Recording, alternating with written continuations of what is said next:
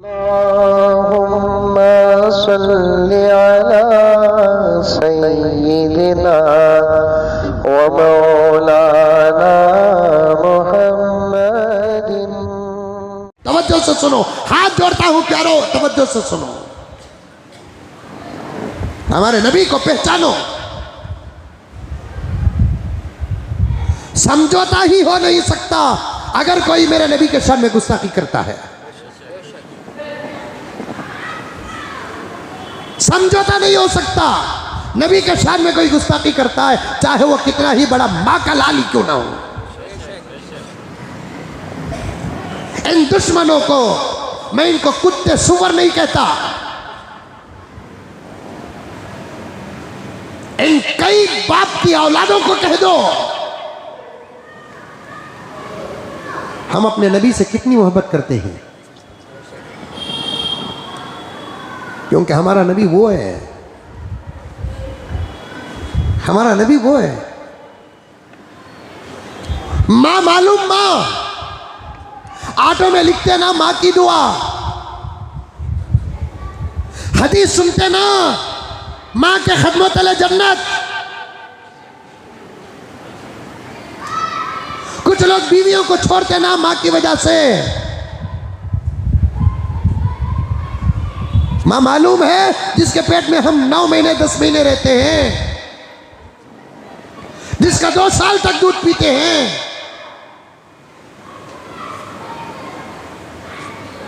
मां की नज़्में सुनते हैं, मोबाइल के टूल में मां की नज़्म का एक मिसरा तक रखते हैं। और दुनिया का एक सच्चा पक्का इंसान, बेटा वफादार, अपनी माँ से मोहब्बत जो करता है वो हकीकत है, बिल्कुल सच है। इन दुश्मनों को बता दो, जब ज़रूरत आती है तो हम उस माँ को भी उस नबी पर कुर्बान करते हैं।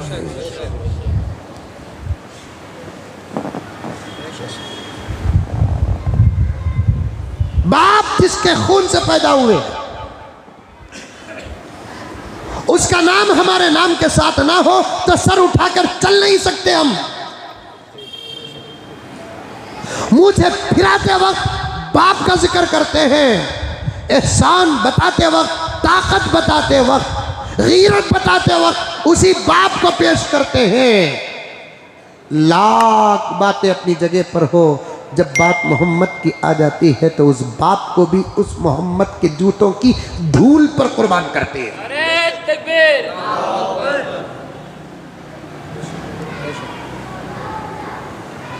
हर रिश्ता कुर्बान मेरे नबी पर,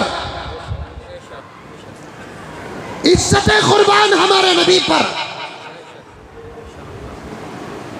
और उस नबी से मोहब्बत करना सिखाया भी उस नबी ने हमको।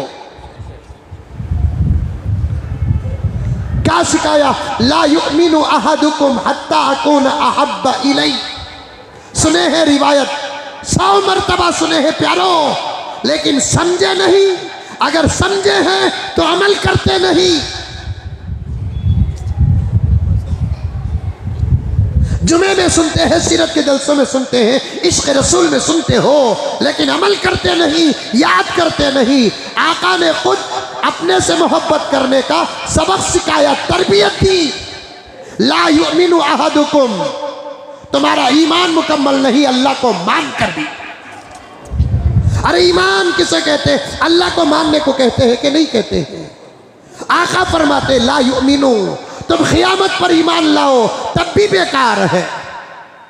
तुम जन्नत को मानो तब भी बेकार है। अल्लाह को मानो, बात सही है, तब भी बेकार है। तुम्हारा ईमान काबिल कबूल उस वक्त होगा जब तक कि तुम मुझसे मोहब्बत न करो।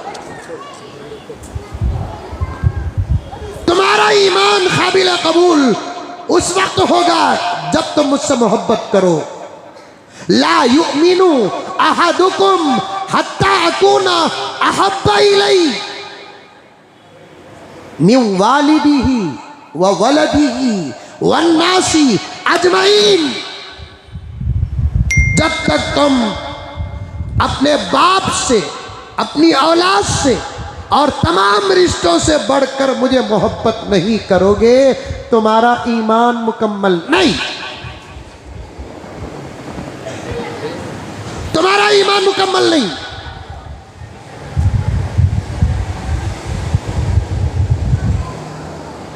हद नबी के साथ में गुस्ताखियां हो रही हैं।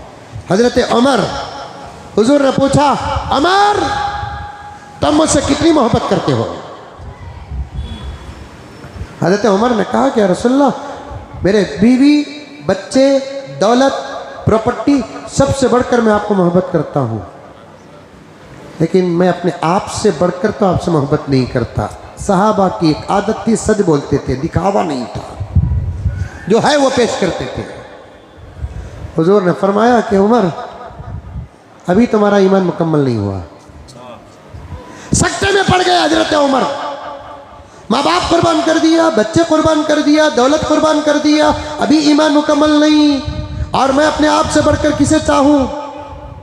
अब मैं मेरे नबी को मेरे अपने आप से बढ़कर न चाहूँ तो मेरा ईमान मुकम्मल नहीं होता।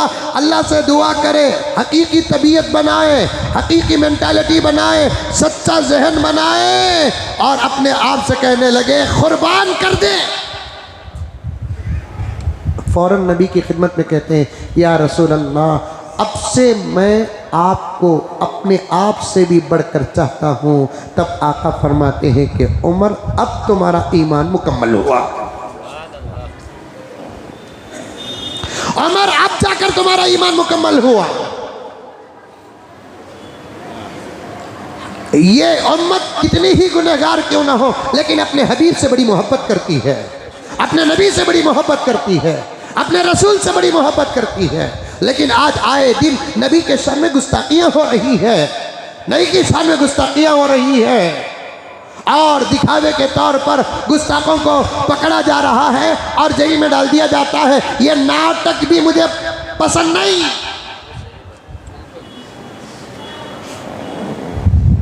ऐसे लोगों को गिरफ्तार करके जेल में ऐसे रखते हैं जैसे किसी दामाद को सास के घर में रखते हैं। जब बात साबित हो जाती है, गुस्ताखों को सजा फौरन हुकूमत दे।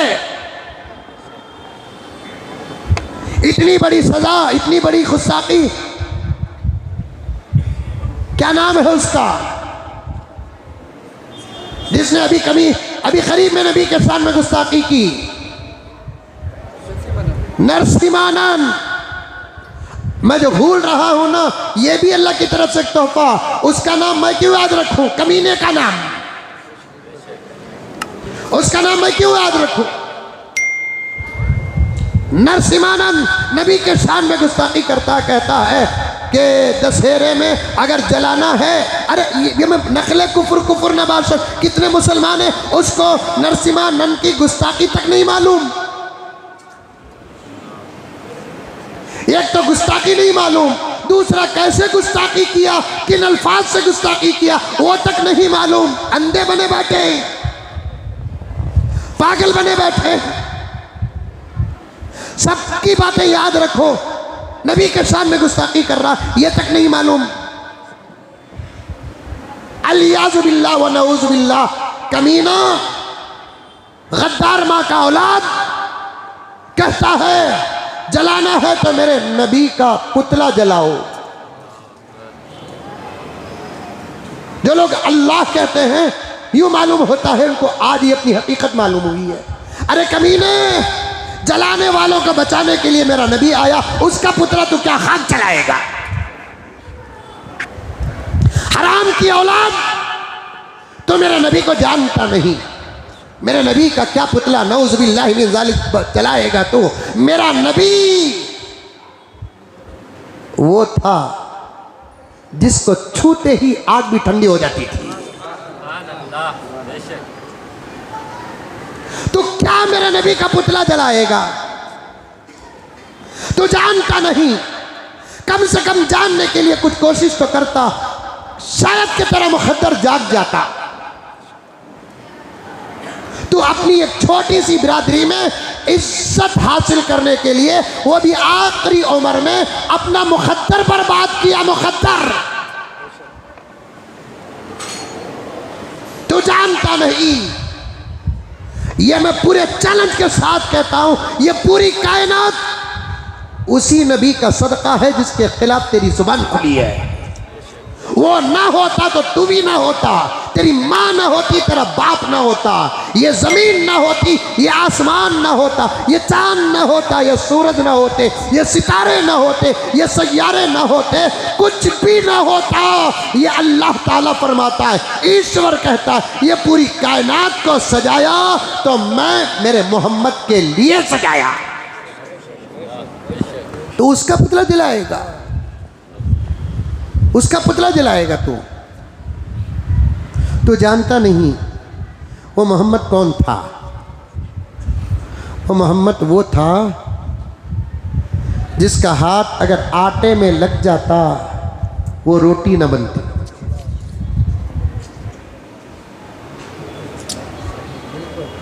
मेरा मोहम्मद कह दो सल्लल्लाहु अलैहि वसल्लम वो था जिसका हाथ रोटी में लग जाता रोटी न पकती, क्योंकि आटा रोटी बनने के लिए आग में जाना पड़ता है। जिस पर मेरे नबी का हाथ पड़ता वो रोटी ही नहीं बनती, क्योंकि आका का हाथ जिस पर लगता उस पर दुनिया ही की नहीं जहन्नम की आग भी हराम हो जाती।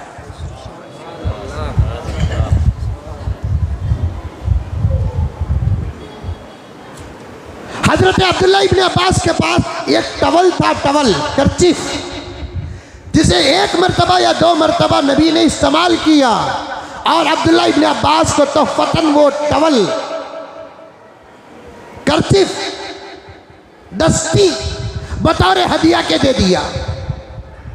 अब हजरत अब्दुल्ला इब्न अब्बास उसे मरीजों को देते, जरा जिस्म में मल लो, नौशाहों को देते, जिस्म में जरा मल लो, खुशबू आ जाती। खाने के बाद हाथ पोंछने के लिए भी कभी कभी इस्तेमाल होता था, लेकिन इस्तेमाल करते करते चीज तो गंदी हो जाती थी ना।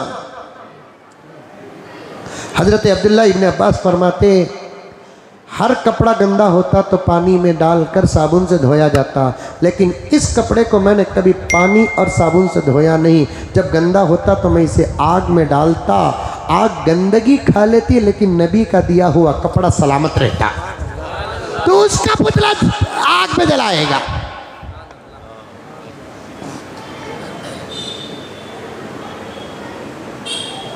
खसाई से कुबरा में लिखा है आका के नाखून जो कट कर हाथों में आते थे उसे आग नहीं लगती। आसार के नाम पर मुँह मुबारक जो दिखाया जाता है ना, आसार के नाम पर हजरत थानवी फरमाते हैं इनकार मत करो, देख लो, लेकिन हकीकत अगर मालूम करना है आसार आका का मुँह मुबारक, अल्लाहु अकबर कबीरा, उसकी करामत क्या है मालूम है? हम मर जाने के बाद हमारे बाल बढ़ते नहीं, लेकिन जिसके पास सच्चा नबी का बाल है वो आज भी बढ़ता है। हम मर गए, हमारी हर बढ़ने वाली चीज का बढ़ना रुक जाता है, लेकिन जिसके पास मेरे नबी का सच्चा बाल हज्जतुल विदा के मौके पर यौम अरफा से फारिग होकर मिना में आका शैतानों को कंकरियां मारकर कुर्बानी से फारिग होकर अपने सर के बाल मुंडवाए, उन बालों को आका ने तबर्रुकन सहाबाए किराम को तकसीम किया। तकसीम वही बाल आज सारी दुनिया में फैले हुए हैं और रबीउल अव्वल के महीने में आसार की जियारत के नाम पर दिखाए जाते हैं। कुछ सही भी हैं, कुछ लोग किसका नहीं मालूम के बाल रख कर उसका भी सौदा कर रहे हैं। ये भी लोग अल्लाह की अदालत में गिरफ्तार हो जाएंगे। बहरहाल आका ने बालों को तकसीम किया, जिन जिन के पास वो मुँह मुबारक बाल गए हैं आज भी सलामत हैं। रब्बे काबा की कसम, साफ लिखा है अल्लामा जलाल ने, आदमी मर जाता है तो बढ़ने वाली चीज़ें सब ख़त्म हो जाती है बढ़ना, लेकिन आका का बाल मुँह मुबारक आज भी अगर किसी के पास है तो वो बराबर बढ़ता रहता है। अल्लामा जलालुद्दीन सुयूती रहमतुल्लाह अलैह फरमाते हैं अल्लाह के नबी के बालों की करामत ये है, मोजिज़ा ये है, आपका बाल अगर आग में गिर जाए तो खुदा की कसम बाल को आग नहीं लगती। हमारा बाल एक ऐसी चीज़ है जिसे आग जल्दी लगती है, आग जल्दी लगती है। कई वाक़यात मैंने अखबार में पढ़ा, औरतें नहाने के बाद वो हेयर ड्रायर से अपने बालों को सुखाते सुखाते ज़रा गर्मी तेज़ हो गई तो बाल खाक हो गए। जिस्म के तमाम आज़ा में सबसे ज़्यादा आग बालों को ज़्यादा लगती है। कुर्बान जाओ मेरे आका के मुँह मुबारक पर, आका के बालों को आग नहीं लगती। ताज्जुब नहीं, ताज्जुब नहीं, ताज्जुब नहीं, आपको भी ताज्जुब नहीं करना है, क्योंकि मेरे नबी की ज़ात अक़दस ही वो है। आका के बालों को आग कैसे लगेगी? वो आग भी मेरे आका के सदक़े में बनी है। आका का पुतला बनाएगा कमीना और उसे आग में जलाएगा। अच्छा हुआ कि गिरफ्तार हुआ, जलाता तो जमीन में अल्लाह का अज़ाब आ जाता। 10-12 दिन हो गए उसकी गुस्ताखी होकर। जिस तरीके से दिफा करना था उस तरीके से हमने दिफा ही नहीं किया। कानून बनना है। मौजूदा हुकूमत और मैं अदालत उज़्मा से गुजारिश करना चाहता हूँ, ये फ़ौरन बिल हमारे मुल्क के अंदर बनना चाहिए। वो बिल का मौजू क्या? किसी भी बड़े आदमी के शान में कोई किसी किस्म की गुस्ताखी ना हो। अगर गुस्ताखी होगी तो उसकी सज़ा मौत हो। और मैं हुकूमत से कहना चाहता हूँ, हम कानून हाथ में नहीं लेंगे, लेकिन तुम फौरन कानून बनाओ। हम कानून हाथ में नहीं लेंगे, तुम कानून बनाओ, वरना देर नहीं लगेगी फिर से इस मुल्क में गाजी अलमुद्दीन के पैदा होने में। मैं साफ कहता हूँ, साफ, इन जुमलों पर मेरी मौत आ जाए ये मेरी नजात का जरिया होगा। इन जुमलों पर मेरी मौत आ जाए मेरी मग़फ़िरत का सबब होगा। मैं हुकूमत से कहना चाहता हूँ, मैं हुकूमत से कहना चाहता हूँ, फ़ौरन बिल पास करें। और बिल का मौजू क्या हो? मोदी से कहना चाहता हूँ, मैं मोदी से कहना चाहता हूँ, ऐसे वैसे बिल बनाकर मुल्क के हालात को परेशान मत करो। जिन बिलों की ज़रूरत है उन बिलों को बनाओ और फ़ौरन पास करो। और हमारे मुसलमानों का सीना देखो। हम ये नहीं कहते कि मेरे आका के शान में गुस्ताखी करने वाले के लिए मौत की सज़ा पास करो, बल्कि हम ये कहते हैं हर मजहब के बड़ों का भी नाम उसके अंदर आ जाए। जो किसी भी मजहब के बड़े के शान में गुस्ताखी करता है उसे दर्दनाक सज़ा देकर लम्हों में मौत के घाट उतारने की बिल पास होना है, बिल पास। वरना ये बात कान खोल कर सुन लो कि मुसलमान आका के शान में गुस्ताखी हो और वो सब्र करता है तो उसके सब्र का कुछ मतलब है। जब उसका सब्र टूटेगा कुछ ना कुछ होगा। फिर से इस मुल्क के अंदर गाजी अलमुद्दीन जैसा आशिक पैदा होने का मौका न दो, क्योंकि आज से तकरीबन 80 साल पहले इसी मुल्क के अंदर एक कमीना, रज़ील, हरामी, गद्दार माँ का बेटा, कई मर्दों की औलाद नबी के शान में गुस्ताखी की और उसने एक किताब लिखी। उसका नाम, किताब का नाम रखा रंगीला रसूल। अंग्रेज़ों की हुकूमत थी। अंग्रेज़ भी हमारे ही तो दुश्मन हैं, यहूदी हमारे दुश्मन हैं, कुछ लोग हमारे दुश्मन हैं। जब दुश्मनों के हाथ में अदालत होती है ना, फैसले हमारी तरफ नहीं होते। जुमला कान खोल कर सुनो, आज मुझे 10 मिनट ज़्यादा वक्त दे दो। दुश्मनों के हाथ में अदालत हो तो फैसले इंसाफ के मुताबिक नहीं होते, फैसले इस्लाम के ख़िलाफ़ होते हैं। गाजी अलमुद्दीन का दौर था। आज से 80 साल पहले एक आदमी ने रंगीला रसूल के नाम पर किताब बनाया। मैं आइंदा जुमा या उसके बाद के जुमा, अल्लाह ज़िंदगी सलामत दे, आपके सामने इन तमाम बातों को पेश करूं। उसने एक किताब लिखी रंगीला रसूल, क्योंकि मेरे नबी की 11 शादियाँ इन कमीनों को हजम नहीं होते, इन नामर्दों को हजम नहीं होते, इन हिजड़ों को हजम नहीं होते। मेरे नबी की 11 शादियाँ, ला हौल वला कुव्वता इल्ला बिल्लाह। ज़रा गीता उठाकर पढ़ो, रामायण उठाकर पढ़ो, महाभारत उठाकर पढ़ो, लक्ष्मण की तारीख उठाकर पढ़ो, राम जी की सीरत उठाकर पढ़ो। उनकी कितनी बीवियाँ थी, उनकी कितनी गोपियाँ थी। आज तक हमने उनके बड़े लोगों की पर्सनल ज़िंदगी में कभी कोई जुमला कहा? जैसे हम तुम्हारे बड़ों तक नहीं आते कमीनों, और भी गालियां ही मेरे पास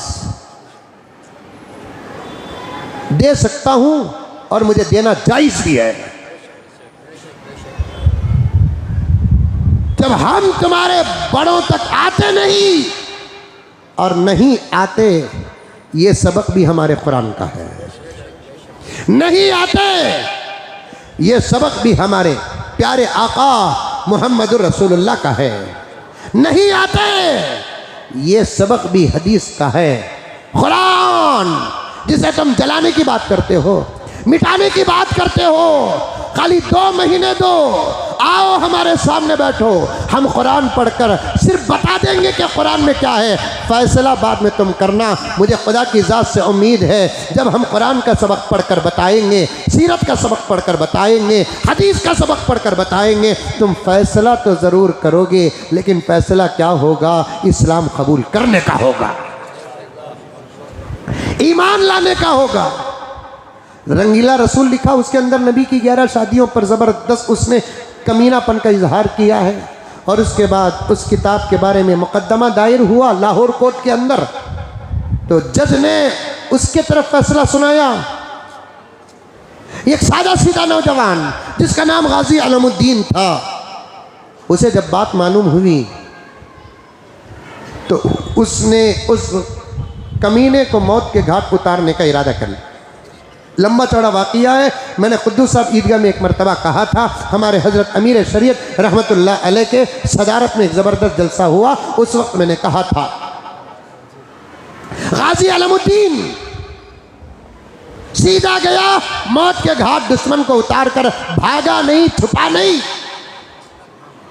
ऐलान करता रहा, मैं ही इसको मौत के घाट उतारा, मैं ही इसको मौत के घाट उतारा, कोई दो राय नहीं। मेरे नबी का दुश्मन, मेरा फर्ज जो करना था मैंने कर लिया। पुलिस आई, गिरफ्तार करी, मुकदमा अदालत तक गया, सारा मुल्क परेशान था। यहां तक के कुछ लोगों ने गाजी अलमुद्दीन को बचाने की कोशिश की।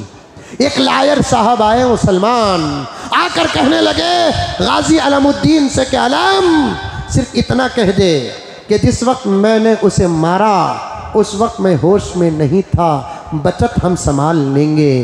तो फौरन गाजी अलमुद्दीन कहता है, चुप, जाओ अपना काम करो, वकालत छोड़ो। पूरी जिंदगी बेहोश था, मारते वक्त होश में था। पूरी जिंदगी बेहोश था, मारते वक्त होश में था। नबी के नाम पर मरने का पहला मौका मिला है, उसे भी हाथ में जाने दूं, जो चाहे कर लेने दीजिए। मैं फैसला जहन में रखकर दुश्मन को मौत के घाट उतारा।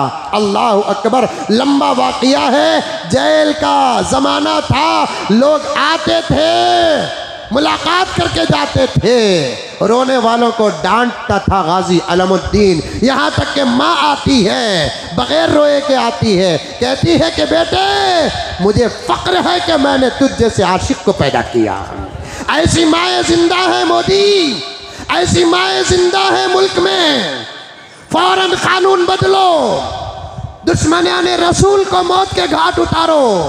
और हम कानून हाथ में नहीं लेंगे। हमने हिंदुस्तान की आज़ादी में बहुत सारे मसाइल हुकूमतों पर भरोसा करके तुम्हारे हवाले किए हैं, सरकार के हवाले किए, हुकूमत के हवाले किए, लेकिन नहीं मालूम था हुकूमत ऐसा दोगलापन मुल्क के असल जानशीनों के साथ करेगी। अगर हमको मालूम होता फैसलों में हमारे साथ इम्तियाज़ होगा तो हम बड़े बड़े मसाइल तुम्हारे हवाले न करते, हमारा अपना एक अलग कोर्ट कायम करते।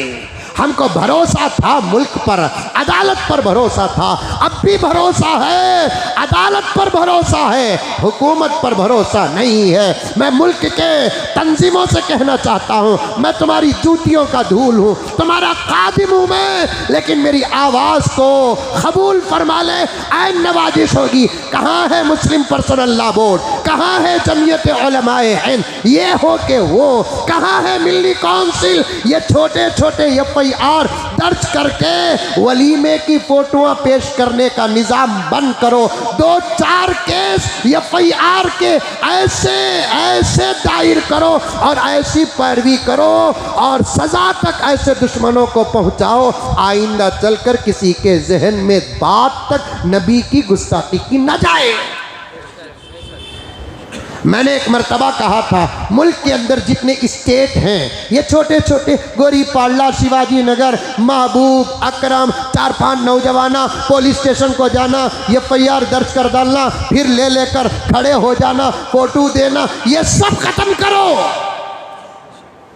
काम करना है, दिल के साथ काम करो और काम को हद तक पहुंचाओ, हद तक।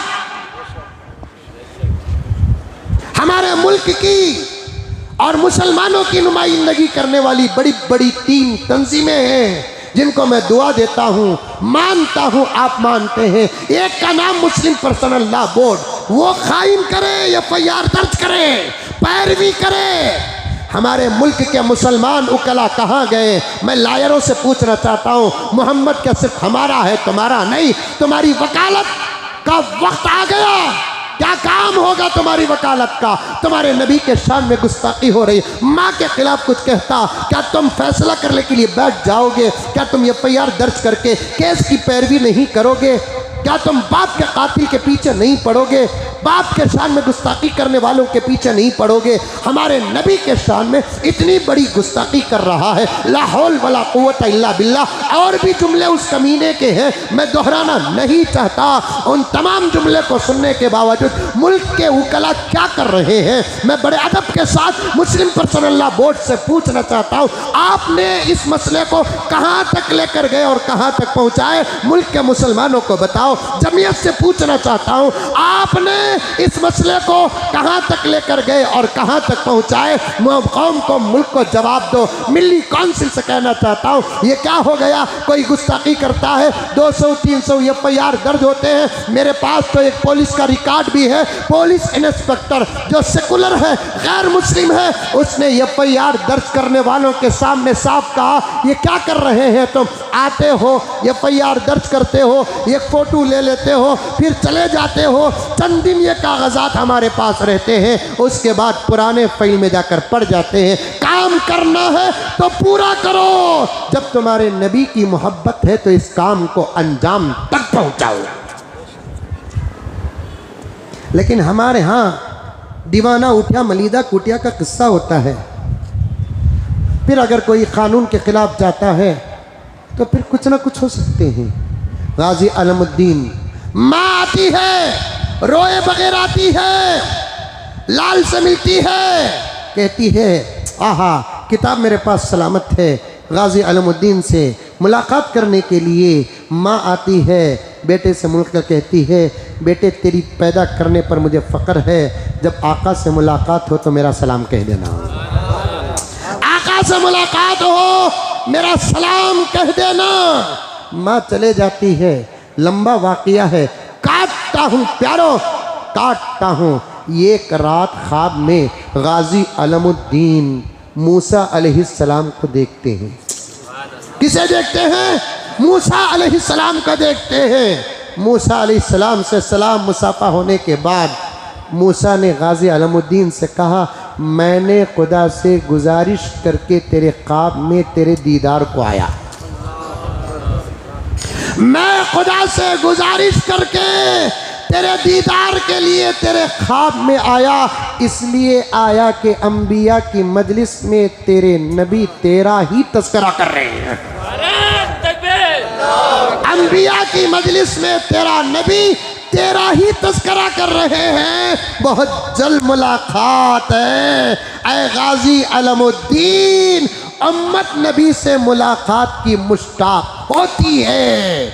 ये नबी का इश्क है प्यारो, अहले हिंदुस्तान और हुकूमतों तक मैं पहुंचाना चाहता हूं। तुमने कुरान को समझा नहीं, तुमने मोहम्मद को समझा नहीं, मोहम्मद के मकाम को समझा नहीं, मोहम्मद के मर्तबे को समझा नहीं। मेरा नबी बहुत आला है, मेरा नबी बहुत औला है, मेरा नबी बहुत अकमल है, मेरा नबी बहुत अजमल है, मेरा नबी बहुत अहसन है। सुनो हजरत मूसा ने गाजी अलमुद्दीन को क्या कहा, उम्मत नबी की मुश्ताक होती है, तेरा काम तो वो काम है कि तेरा नबी तेरी मुलाकात का मुश्ताक है। जानते हो आखिर फांसी लगती है तो उसके जनाजे में कितने लोग थे? अताउल्लाह बुखारी फरमाते हैं, अताउल्लाह बुखारी फरमाते हैं फांसी का दिन आने से पहले अपनी खानखा में अताउल्लाह बुखारी कहते हैं पता नहीं गाजी अलमुद्दीन के जनाजे में कितने गौस कुतुब अब्दाल आने वाले हैं,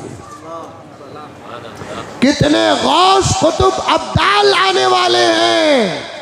फिर अताउल्लाह शाह बुखारी फरमाते हैं जनाजा तारीख़ी होगा, लिखा है कि गाजी अलमुद्दीन का जनाजा उस दौर में 8 किलोमीटर तक का था, 10 लाख से ज़्यादा लोग नमाज जनाजा अदा किए। मैं तारीख़ गाजी अलमुद्दीन पेश करके हुकूमत तक इस बात को पहुंचाना चाहता हूँ, सबको ज़िंदगी प्यारी है, हम गुलामान मोहम्मद को मोहम्मद के नाम पर मौत भारी है। सबको ज़िंदगी प्यारी है, हम गुलामान मोहम्मद को मोहम्मद के नाम पर मौत प्यारी है। फ़ौरन फैसला हो जाए, फ़ौरन फैसला हो जाए, उस गुस्ताख को मौत के घाट उतारे। तारीख पर तारीख, तारीख पर तारीख, तारीख पर तारीख देकर नरसिम्हा नंद की जिंदगी की मोहलत नहीं दी जाए। अच्छा होगा कि कल ही उसका फैसला हो जाए, वरना यही हाल मुल्क का रहा तो फिर अल्लाह का अजाब आने में देर नहीं लगेगी।